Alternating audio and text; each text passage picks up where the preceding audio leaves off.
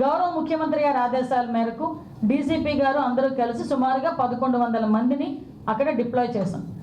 వాళ్ళు డిప్లాయ్ చేయడమే కాదు, ప్రతి ఒక్కరికి కూడా వాళ్ళకి అక్కడ బాడీ ఆన్ కెమెరాస్ కానీ, రోప్ పార్టీస్ కానీ, మళ్ళీ పబ్లిక్ అడ్రస్ సిస్టమ్స్ కానీ, డ్రోన్స్ కానీ, ఏరియల్ సర్వేలెన్సెస్ గురించి డ్రోన్స్ కానీ, ఫైర్ టెండర్స్ కానీ, అంబులెన్సెస్ కానీ, గ్యాస్ గన్స్ కానీ ఇవన్నీ కూడా పెట్టుకున్నాం.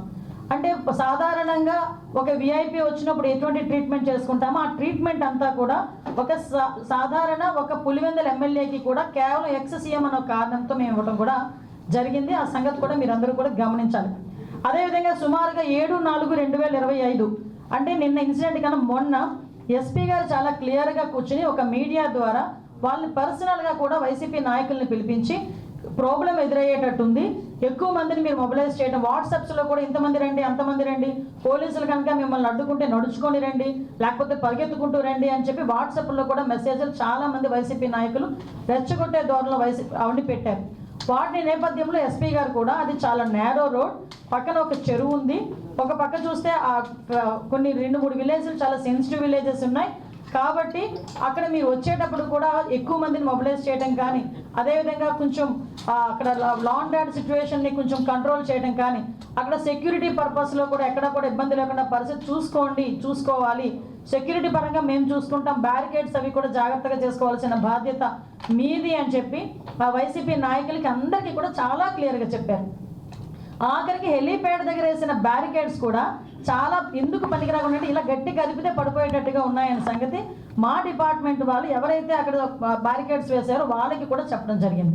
అంటే ఇక్కడ ఇవన్నీ ఒకసారి మనం అబ్జర్వ్ చేసుకుంటే డాట్ కనెక్ట్ చేసుకుంటే కావాలని అక్కడ ఒక సీన్ క్రియేట్ చేయడానికి, లా అండ్ ఆర్డర్ విషయంలో అక్కడ గవర్నమెంట్ ఫెయిల్ అయిందని చెప్పడానికి ఒక ముందస్తు ప్రణాళికను ఏర్పాటు చేసుకొని అక్కడ వైసీపీ నాయకులు కానీ ఎవరు ఆధ్వర్యంలో చేశారు, ఒక క్రిమినల్ పాలిటిక్స్లో ఉంటే ఎలాంటి ఆలోచనలతో ముందుకు వస్తారో అలాంటి ఆలోచన కలిగిన జగన్మోహన్ రెడ్డి ఆధ్వర్యంలో అక్కడున్న వైసీపీ నాయకులు కూడా యథా రాజా తదా ప్రజ అన్నట్టుగా వాళ్ళు చేసిన పరిస్థితి.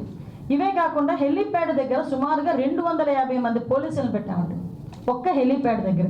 మీరు హెలికాప్టర్ ల్యాండ్ అయిన తర్వాత పోలీసుల్ని కూడా తోసేసి పోలీసుల మీద కూడా దాడి చేసి ఈ రోజుకి కూడా కొంతమంది కానిస్టేబుల్స్ గాయాలు పాలై హాస్పిటల్లో ఉన్నారు.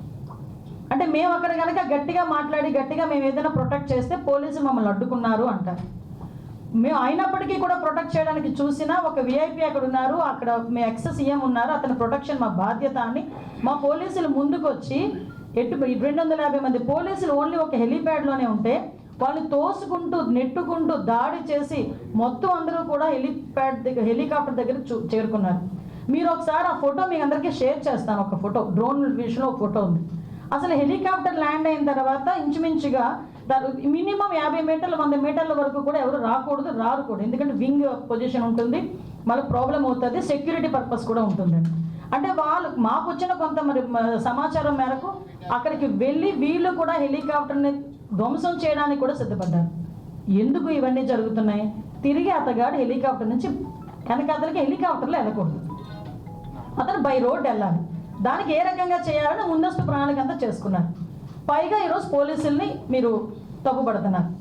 అక్కడ పోలీసులు కూడా అక్కడ హెలిప్యాడ్ బ్యారికేడింగ్ దగ్గర కూడా చాలా క్లియర్గా మేము చెప్పడం జరిగింది. ల్యాండింగ్ టైం చూసుకుంటానండి అక్కడ దగ్గర మనకి అతను 11:04 నిమిషాలకి అతను ల్యాండ్ అయ్యారు. ల్యాండ్ అయిన తర్వాత చాలా క్లియర్గా అందరూ కూడా మొత్తం అందరూ కూడా లోపలికి వచ్చేసి అతన్ని ఇబ్బంది పెడితే పోలీసులు వాళ్ళందరినీ కూడా తోసుకుంటూ విఐపిని తీసుకొచ్చి కారులో ఎక్కించి పంపించడం జరిగింది. పంపించిన తర్వాత వీళ్ళు ఏమన్నారు, ఆ విండ్షీల్డ్ ఎక్కడో క్రాక్ అయింది, ఒక ఎయిర్ క్రాక్లా కనిపించింది, అబ్జర్వ్ చేశారు. అబ్జర్వ్ చేసిన తర్వాత అది ఎప్పుడు జరిగిందో తెలియదు, ఎలా జరిగిందో తెలియదు, కానీ వెళ్ళేటప్పుడు మేము అందులో హెలికాప్టర్లో వెళ్ళలేం కాబట్టి మేము బై రోడ్ వెళ్తాము. మీకు అరౌండ్ అంటే మాకు ఇన్ఫర్మేషన్ ఇచ్చిన తర్వాత ప్లస్ హెలికాప్టర్ పైకి వెళ్ళడం 12:42 నిమిషాలకి బై రోడ్ కన్ఫర్మ్ అయింది. 12:42 నిమిషాలకి బై రోడ్ కన్ఫర్మ్ అయింది. 12:56కి చాపర్ టేకాఫ్ అయిపోయింది. ఒకటి నాకు అర్థం కాదు ఏంటంటే ఇక్కడ ఒక స్టెప్ బై స్టెప్ చూసుకుంటే 12:42కి రోడ్డు మార్గాన్ని వెళ్తాము అని ఎందుకు చెప్పారు?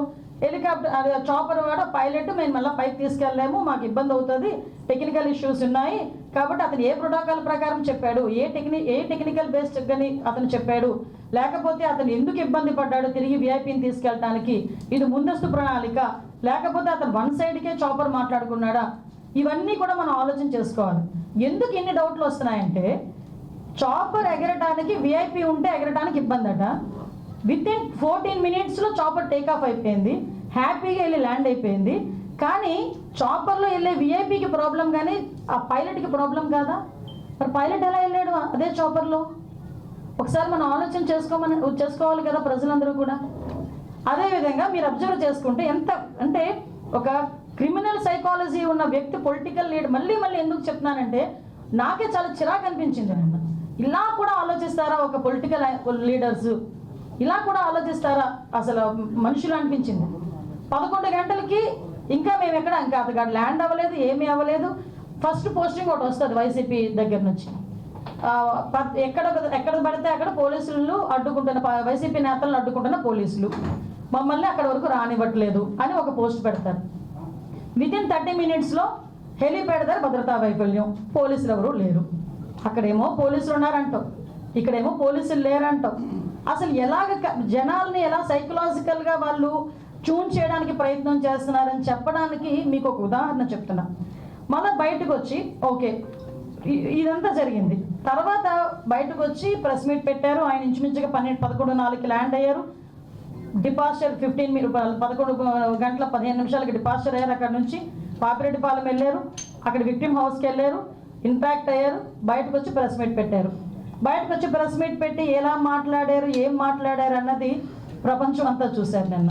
అదంతా ఆ ప్రెస్ మీట్ అంతా చూస్తూ ఉంటే ప్రెస్ మీట్లో జగన్మోహన్ రెడ్డి ఆ ప్రెస్ అతని మాటలు ఒక చెవిలో వినిపిస్తూ ఉంటే మైండ్లో రన్ అవుతుంది. ఏంటి రన్ అవుతుంది తెలుసా ప్రజలందరికీను?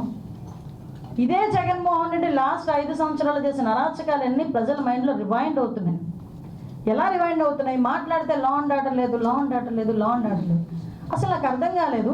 ఇంతకుముందు చంద్రబాబు నాయుడు గారు ప్రతిపక్ష నేతగా ఉండేటప్పుడు చలో ఆత్మకూరు అని చెప్పి పిలిపిస్తే నువ్వు ఇంటి దగ్గరకు వచ్చి తాడులు కట్టి, గేట్లకు తాడులు కట్టి ఆయన హౌస్ అరెస్ట్ చేసిన పరిస్థితి కూడా మర్చిపోయాడు ఆయన ఏమైనా?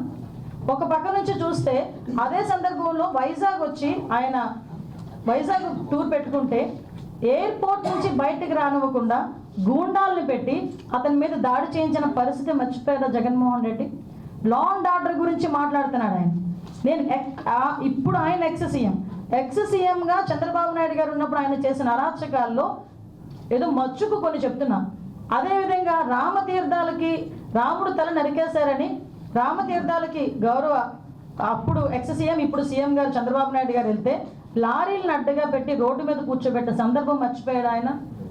ఇదే చంద్రబాబు నాయుడు గారు అమరావతి పర్యటన పెట్టుకుంటే బస్సు యాత్ర చేస్తే ఆ బస్సు మీద రాళ్ళు రువితే అది భావస్వేచ్ఛ ప్రకటన అని నీ పోలీస్ చేత ఒక రోజు మాట్లాడించిన సందర్భాన్ని మర్చిపోయాడు జగన్మోహన్ రెడ్డి. అదేవిధంగా మనం ఆలోచన చేసుకుంటే ఒక పార్టీ ఆఫీస్ మీద దాడి, ఏ సందర్భంలో పార్టీ ఆఫీస్ మీద దాడులు జరిగినాయండి ఇన్ని సంవత్సరాలు స్వతంత్రం వచ్చిన తర్వాత? ఒక పార్టీ ఆఫీస్ మీద దాడి జరిగింది, ఎందుకు ఇలా జరుగుతుంది? డీజీపీ ఆఫీస్ పక్కనే ఉన్న పార్టీ ఆఫీస్ మీద దాడి జరిగింది అంటే అది మాకు బీపీలు పెరిగిపోయినాయి, మా కార్యకర్తలకి బీపీలు పెరిగి చేశారు అని సాక్షాత్తు సీఎం కుర్చీలో కూర్చున్న జగన్మోహన్ రెడ్డి మాట్లాడిన తీరు జనాలు మర్చిపోయారు అనుకుంటున్నారా? అదేవిధంగా మన కస్టోడియల్ టార్చర్, నేను మాట్లాడాడు ఎవడో వీడియో చూసుకొని ఎమ్మెల్యే వీడియోలో చూపిస్తూ పోలీసులు ఇలాగ మమ్మల్ని ఇబ్బంది పెట్టారని మాట్లాడారు.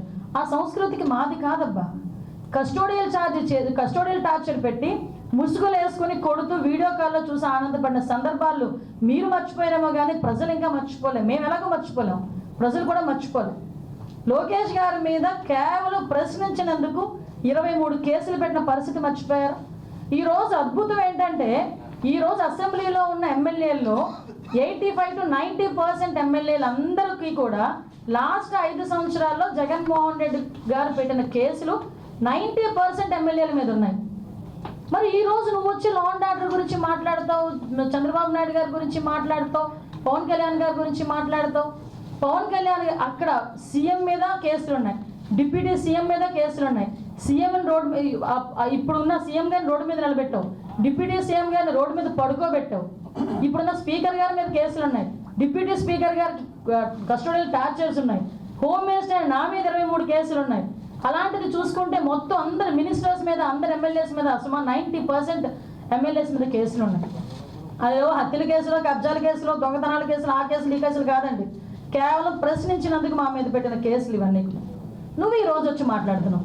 ఈ రోజు మేము ఎంత ట్రాన్స్పరెన్సీగా పనిచేస్తున్నామంటే, జగన్మోహన్ రెడ్డి నేను పలానా ఓకే సవాల్ వస్తేనే బెంగళూరు నుంచి వస్తావు, ఎక్కడైనా శవరాజకీయం చేయాలనుకుంటే బెంగళూరు నుంచి వస్తారు మీరు.